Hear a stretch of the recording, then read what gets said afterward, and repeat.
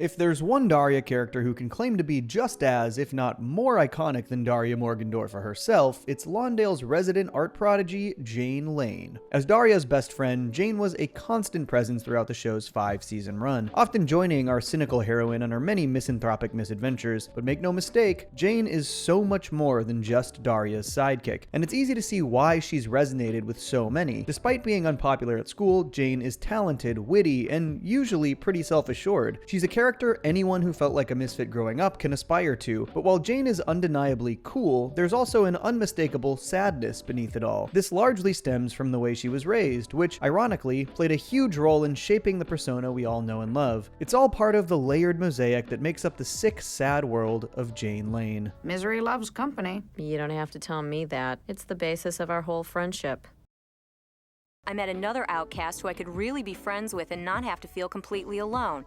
I should start this off by saying that although Daria is a fantastic show from beginning to end, the first season does feel somewhat off in terms of characterization. It's like 90% there, but you get the sense that the writers were still figuring out the characters in the world at this point. And to be fair, this is the case for a lot of sitcoms. Everything feels a bit more fully realized by the time season 2 starts. But while the version of Jane we see at the very beginning of the show is ever so slightly different from who she ends up being, I think these early episodes do a good job at laying the groundwork for who she is at her core. That is, a passionate artist who unapologetically marches to the beat of her own drum. I have no friends.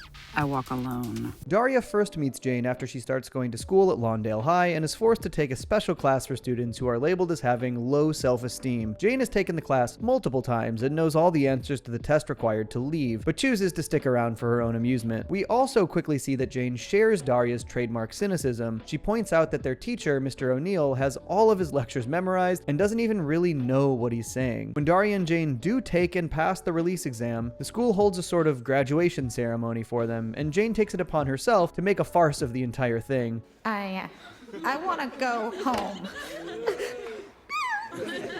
Daria, wait!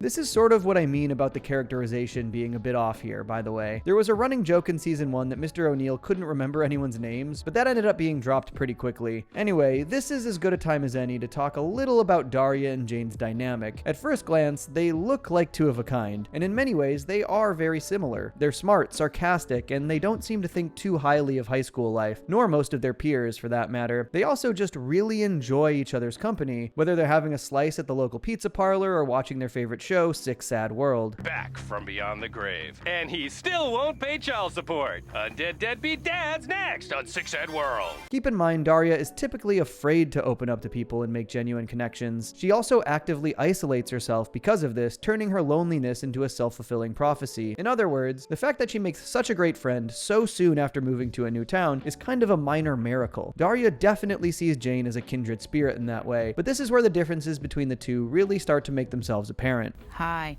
I'm Daria. Go to hell. It won't work.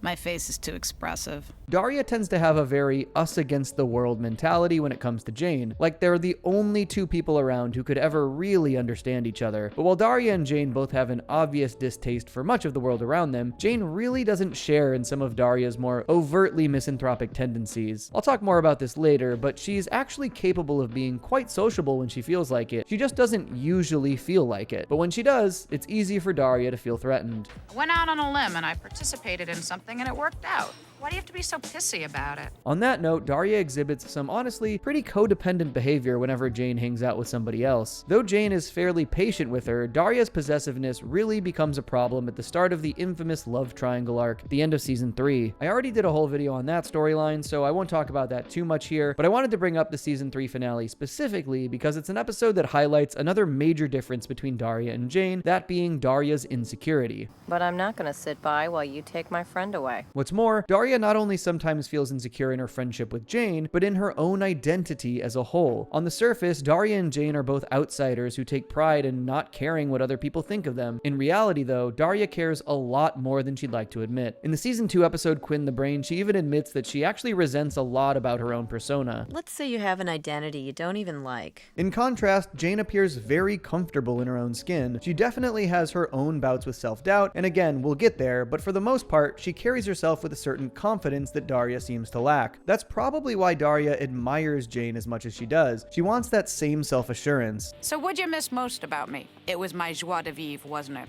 If you really want to know, it was your damn aura. I'm going to pivot back to the season 3 finale for just a second, since it showcases two more key aspects of Jane's personality. First, she is fiercely independent, which I alluded to back in the beginning of this video. She's also rather streetwise, which contrasts nicely with Daria's book smarts. These two things are shown congruently when Jane briefly ditches Daria to go on a spontaneous date with a guy named Tom after she decides she likes the cut of his jib. His car's falling apart, so we're gonna go for a ride. I'll be right back. Daria is concerned about her friend running off with the guy she just met, but Jane's older brother Trent tells her not to worry, insisting Jane can take care of herself. Granted, it's easy to see where Daria is coming from and why Trent's words don't exactly reassure her. Jane probably should be just a little bit more cautious, and Trent is way too laid back for his own good. But Trent also has a good reason to be so confident in his sister, since he knows better than anyone that she basically had to raise herself. But she could get a PhD or spend the rest of her days painting tiles, and her parents wouldn't care either way. Jane is kind of the ultimate latchkey kid. Over the course of the show, we spend a fair amount of time at the Lane house, and the only two family members who really seem to be around consistently are Jane and Trent. Across Daria's 65 episodes and 2 movies, we only see their parents twice, technically 3 times in their mom's case. This feels very intentional, like we're seeing them about as often as Jane and Trent do. It's heavily implied that they're used to going days, weeks, maybe even months without so much as catching a glimpse of their folks. Nothing. Well, hi, Mom. Hey, Mom. Trent is in his early 20s, so that's one thing, but Jane is still in high school, and yet she's largely been left to her own devices. If you want to be extremely generous, you could say that the Lanes simply have a hands-off approach to parenting, giving their kids room to grow on their own. They certainly seem to think that's what they're doing, but the fact of the matter is that they pretty blatantly cross the line into flat-out neglect. If you try to hold a butterfly tightly in your hand, it will die. You have to let it go. Jane's mother, Amanda, does have a non-speaking, mostly off-camera cameo in the Season 2 premiere, but we don't properly meet her until more than halfway through Season 3 in the episode Les Miserables. Still love that title. This episode offers our most detailed look at just how Jane and Trent grew up. It's here we also meet their father, Vincent, as well as their older brother, Wind, older sister, Penny, and oldest sister, Summer. Well, I figured since I made the trip, I'd stay a few nights. There's this notion that parents tend to become more and more permissive the more children they have. But even Amanda and Vincent's older kids clearly didn't have the structure they needed growing up. For instance, we learn that Summer, their firstborn, was once allowed to eat nothing but Pez candies for a year. This only trickled down, as we also find out that Trent once lived in a tent for 6 months, with absolutely no intervention. Frankly, it's amazing Jane is as well adjusted as she is, but this means she's also had to grow up very fast. The time Trent moved into a tent in the backyard. Oh, sure, it was my job to deliver the sandwiches. Trent may have been born a few years earlier, but it's Jane who often feels like the older of the two siblings. The inattentive parenting Trent endured, combined with the fact that his younger sister was the only one who seemed to show him any kind of familial support, more or less put him in a state of arrested development. In turn, Jane has had to be the one to step up. It's no wonder she's so self-reliant. She kind of has to be. Other characters do pick up on all this as well. When Jane and Trent try to wait out the family chaos by going to stay with the Morgendorffers, Daria's parents basically treat Trent like an adopted son. In contrast, they speak to Jane as if she's their peer. She's so hard to talk to these days. Maximum of 3 questions, no betrayals, immunity from prosecution. Agreed. Of course, Trent isn't Jane's only older sibling who struggles to be a functional adult. Summer is an apparent divorcee whose child frequently run away from home, while Wind has multiple failed marriages of his own. And yes, these two are adults who do need to be responsible for themselves at some point, but considering that this is Summer's only appearance in the show, and the first of only 2 appearances for Wind, the implication is pretty clear. Their detached upbringing severely hindered their ability to maintain relationships, and Summer, in particular, makes no secret of the fact that she resents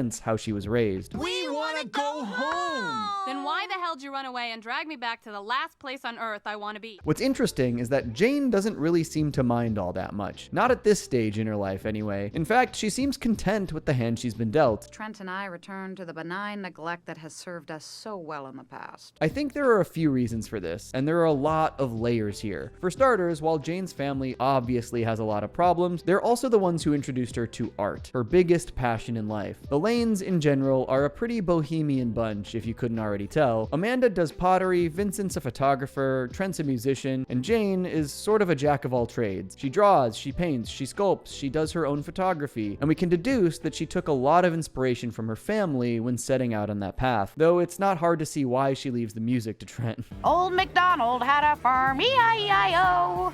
That's really awful. Still, Jane probably feels like she owes her family in that way. Not only that, but she kind of tends to buy into the whole tortured artist mentality. So it's possible that, from her perspective, having such emotionally unavailable parents is just part of the deal. You're already an artist. I know, but I want to be a starving artist. Jane's comment about benign neglect is also quite revealing just on its own. I think this is Jane trying to justify Vincent and Amanda's parenting in a way, insinuating that while her situation is far from ideal, it could theoretically be a lot worse. In her mind, having parents who are passively terrible is a lot better than having ones who are actively terrible. They're not giving her the attention or support they should, but they're not really getting in her way or holding her back either. She seems to have settled into the idea of her parents basically just being roommates she occasionally sees. Mom, Dad, you're back early. Our hotel broke off the mainland and floated away. Lastly, while Jane has had to grow up fast because of that neglect, she is still a teenager and is likely looking at the whole thing through that lens. After all, how many teens would think it would be awesome to have parents who just leave them alone and let them do whatever they want? It's also worth mentioning that the Lanes actually seem to do rather well for themselves somehow. The show itself never really suggests that Vincent and Amanda worry about money, which would imply that any problems around their house stem from a lack of care, not necessarily a lack of funds. And since she lives comfortably, Jane probably doesn't feel like she has the right to complain too much on the home front. On some levels, she knows it's wrong, but is maybe still a bit too young and inexperienced to fully appreciate just how wrong. If her older siblings are anything to go on, though, there's a decent chance Jane is going to spend a good portion of her adult years coming to terms with her upbringing.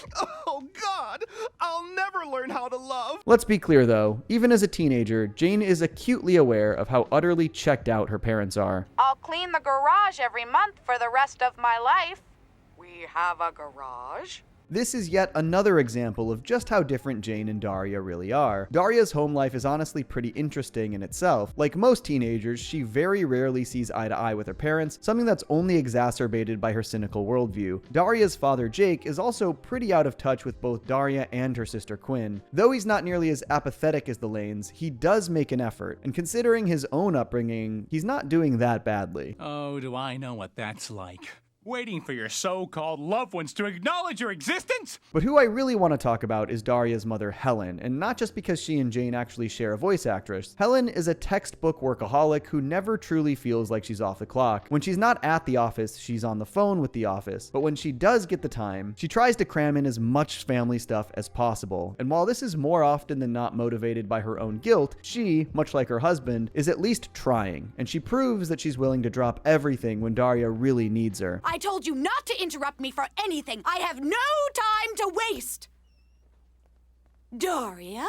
The thing that may best represent the dichotomy between the Morgendorffers and the Lanes is the food they eat. It's kind of an inside joke among Daria fans that the Morgendorffers seem to eat nothing but lasagna. And while this isn't entirely true, it does happen frequently enough that it feels intentional. But why am I talking about lasagna? Well, it's not just any lasagna, it's explicitly frozen lasagna. Jake, did you forget to buy lasagna? We're through paying through the nose for second-rate frozen food. Frozen dinners like this became really popular in the 90s due to the convenience factor. They were a lifesaver for families with two working parents, or single parents for that matter, who didn't have the time or energy to cook something from scratch every night. They could just pop a pre-made lasagna in the oven and be good to go. This right here pretty much epitomizes Helen's parenting. Even if she's not able to give her family a lot of attention most of the time, she's always going to make sure there's a hot meal on the table at the end of the day, which is a lot more than can be said for Jane's parents. I hate it when there's a famine and nobody tells me. You know, Mom, she doesn't like to clutter up the kitchen with food. Funny enough, Amanda actually does serve her family lasagna after begging Helen for advice in Les Miserables, and the mounting tension among the Lanes immediately boils over when they all sit down, as they are not used to the family dinners that are commonplace in the Morgendorffer household. Yeah, what do you know about marriage? Well, I can't say I've had as much experience as either of you in failing at it. But while Jane's home life can certainly tell us a lot about who she is, there's one more aspect of her character I would be remiss to not discuss in greater detail. I have to face my demons, Daria. Maybe I'm not really an artist. Jane's talent for art is evident from the get-go, but it doesn't really take center stage for the first time until the aforementioned Season 2 premiere, Arts and Crafts. In this episode, Daria and Jane collaborate on a poster design as part of a contest about depicting student life. Rather than spew empty platitudes, the girls take the opportunity to pointedly criticize the pressure young women often face to live up to unrealistic beauty standards. She knows she's a winner. She couldn't be thinner. Now she goes in the bathroom and vomits up dinner? The design draws the ire of the school's faculty, who don't seem to understand that Daria and Jane are trying to make a point about the realities of being a teenager, not make light of eating disorders. They modify the poster, completely undermining its original intent in the process, and enter it in the contest against the girls' wishes. Not ones to stand for their vision being corrupted, Daria and Jane deface the poster in protest. What the hell? Oh no! Also, remember how I said this episode technically marks Amanda's first appearance? Well, when the school tries to get Daria and Jane's parents involved, she can't even be bothered to answer the phone, leaving Helen to have to step up for both of them. Oh yeah, did I mention Helen's a lawyer? Ms. Lee, are you familiar with the phrase violation of civil liberties? And the phrase big fat lawsuit? But more to the point, this episode introduces what would become a semi-recurring theme, Jane grappling with her artistic integrity. We see this again in the Season 5 episode Artburn, when she lands a paid gig making copies of famous paintings. I want to talk about this episode because I feel like a lot of people who work in creative fields can really relate to it. While some are fortunate enough to do both, many often find themselves having to choose between making the things they want to make and making the things that actually make them money. I'm only painting them so I can support myself while doing my own stuff. On one hand, Jane is happy to finally be getting paid for her work. On the other, it's not really hers, and painting these duplicates starts taking up all of her time and energy. Portray the birth of a new gazebo. Trent, if I had a spare moment, I sure as hell wouldn't spend it painting. On top of that, it's here we see one of those rare cracks in Jane's confidence I mentioned, as she gets it in her head that her duplicates aren't even that good. Geez, Daria, even a cheeseball like Mr. Taylor can tell I'm a hack. Jane is being a bit hard on herself here, since it seems like the whole situation just put her in a creative rut. She eventually decides to walk away and hints that she's slowly getting that spark back as a result. You know, maybe I will do a painting of the gazebo. I can call it Descent into Madness. Mind you, this isn't the first time we've seen Jane doubt her identity as an artist. Earlier in the video, I mentioned how Jane is a lot more outgoing and well-adjusted than you'd probably expect. We see this in the Season 2 episode See Jane Run, when she becomes one of Lawndale High's biggest track stars. But I actually want to direct your attention towards the Season 4 episode, The Fword, in which Jane worries that she may be a little too well-adjusted. So, like, do I look conventional or whatever? Ah! In this episode, Daria and her classmates are given an honestly pretty ridiculous assignment. They need to pick a task they know they'll fail at, then proceed to fail at that task. At Daria's suggestion, Jane, fully confident in her identity as an offbeat artist, decides she's going to fail at being a conventional high school girl. The problem is, she ends up taking to it incredibly well, as in even the cheerleaders want to hang out with her. They want me for the squad. I hope you mean the kind where you get a blindfold. While getting in with the cool kids is seen as a dream for many high schoolers, Jane is absolutely horrified by just how easy it is for her to fit in. Like I said, Jane likes to think of herself as a tortured artist, and part of that so-called torture is the fact that she's been labeled as a social outcast. But realizing that she can apparently just turn that off whenever she wants makes her start to think that she may not be much of an artist at all. Maybe those insipid pom-pom wavers know me better than I know myself. This is probably why Jane is so choosy about when she decides to socialize. It's like she knows she's a lot better at it than she lets on and wants to avoid having that conversation with herself. And when she finally does do that here, she considers quitting art altogether. I'll hang up my easel and devote my life to providing pep. What's happened to you? Complete loss of confidence. Jane comes to her senses when she realizes that just because she can be one of the pack doesn't mean she wants to be. Her individuality simply matters too much to her. She got a taste of how the other half lives, and despite how easy it was, still said no thanks. And although she has this epiphany in a characteristically sardonic way, there is something very empowering about it. Cheer, cheer, cheer, yell, yell, yell, who cares who wins? We're all going to hell. While Jane's circumstances and predispositions do influence her, they do not dictate her. She is who she is because she likes being that person. If other people like her too, that's great. If not, oh well. To that end, she's an artist because she chooses to be. Her upbringing may have nudged her in that direction, but as she learns more about herself, she starts to make that path her own. And by grappling with who she could have been had she just gone with the flow, she only ends up becoming more confident in who she wants to be. Okay, where's your evil twin? The aliens finished their experiments and let me return in her place. In keeping with that theme of agency and individuality, Jane doesn't just blindly conform to the art world either. We see this in Daria's first TV movie, Is It Fall Yet? For context, Daria and Jane are very much on the outs at this point in the show. Again, check out the love triangle video if you want to know more about all of that. But the point is, when Jane leaves Lawndale to spend the summer at an art colony, she's likely hoping to not only hone her craft, but also maybe find a new confidant or two. Nice haircut. Thanks, Anyway, color is not something you just fling around like a dog marking its territory.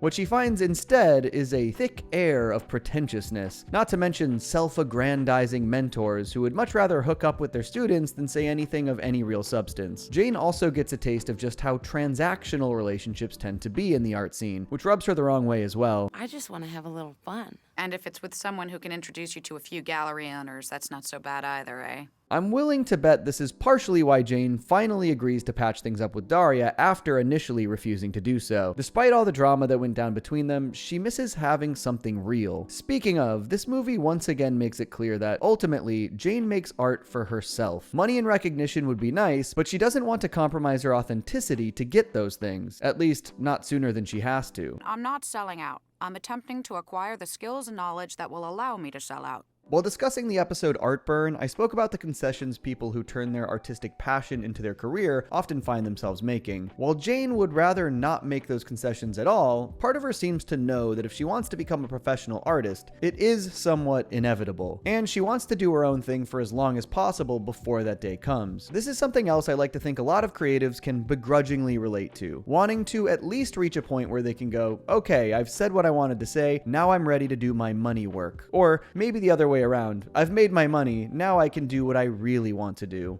But I don't feel like much of an artist unless I'm working on my own stuff. I understand that.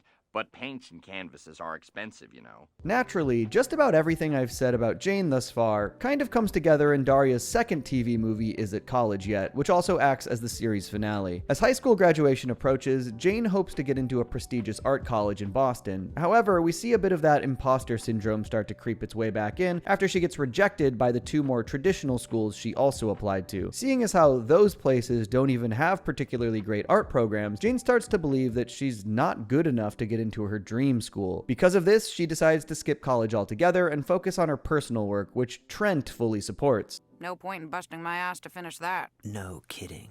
Who are these people to judge you anyway? Trent was already firmly against Jane going to art school. He even got in her ear about how her teachers would only end up corrupting her vision, obviously trying to appeal to her sister's sense of artistic integrity. Can you imagine what Spiral would sound like if we were, like, forced to practice? Even when we don't want to. Daria, on the other hand, is not happy when she hears Jane's plan, and we get an interesting bit of a role reversal as Daria points out that Jane is basically taking a page out of her playbook, rejecting the school before they can reject Jane. This is also a rare instance of Jane getting a confidence boost from Daria, who eventually convinces her to send in her application after all. God, Daria. You must really think I have a shot. By the way, it is very telling that Jane is having these conversations with Trent and Daria, while her parents seem to be a complete non-factor in the biggest decision of her life up to this point. They don't even show up for Jane's graduation. I know we shouldn't be too surprised at this point, but that feels especially shitty. And while we're here, let's talk about Trent's real motivation in all this, because while he's ostensibly just trying to stop his sister from selling out, the actual reason he doesn't want Jane to go to Boston is because he doesn't want her to move out and leave him all alone. This is pretty selfish on Trent's part, but it's also really heartbreaking when you put yourself in his shoes. He has exactly one family member he can count on, and now she may be ditching him too. Oh, you're worried about losing me? Well, the house gets kinda spooky at night. Even though it often looks like Jane is the one doing the heavy lifting in their relationship, Trent is usually there for her to lean on when she really needs it as well. After all, he actually does go to her graduation ceremony, seemingly as the sole representative of the Lane clan. Plus, Jane may be very self-reliant, but she is still human. And while things sometimes get a bit tense between them, she clearly values those closest to her, namely Trent and Daria. When Jane gets accepted to art school, we know at least one of those relationships will stay strong, since Daria will also be going to college in Boston. But while Trent is worried that his bond with Jane will fall by the wayside, Jane promises that's not gonna happen. Hey, Trent, do you really think I'm gonna let you slack off being my brother just because of an address change? If we're being honest, Trent probably should take some cues from Jane and learn to be at least a little more self-sufficient. But at the same time, these two are functionally each other's only family. You can see why they'd want to hold on to that, even as Jane continues to chase her dreams. Thanks for talking me into applying. Thanks for helping me get through high school. Jane Lane is someone who grew up in a home with very little structure and almost no expectations beyond the bare minimum. In the face of that neglect, she quickly learned to be her own person, developing a strong sense of self a lot sooner than most. But while part of her knows that she shouldn't have had to grow up so fast, she takes a certain pride in that independence. That said, she also cherishes those who do take the time to show up for her, and through it all, she does her damnedest to stay true to the version of herself she's happiest being. It just goes to show that Jane's world may be a little sick and more than a little sad, but it is unquestionably her world, hers to sculpt into whatever she wants, like the incredible artist she is. You do everything on your own terms. You're like from a cooler world. I am, aren't I? Folks, thanks for tuning into another Daria video. This was once again another great script by Noah Dominguez. Please check out the link in the description to see more of his work, and stay tuned for more Daria videos coming soon. I stay mellow watching Johnny two cellos. He talks cartoons, he's a really cool fellow. He keeps you posted on adult cartoons. If that's what you're into, then grab a spoon and a very big bowl of your favorite cereal. Feels like Saturday morning cartoon material. Johnny two cellos, watch him on YouTube. Now enjoy this groove and bust a move.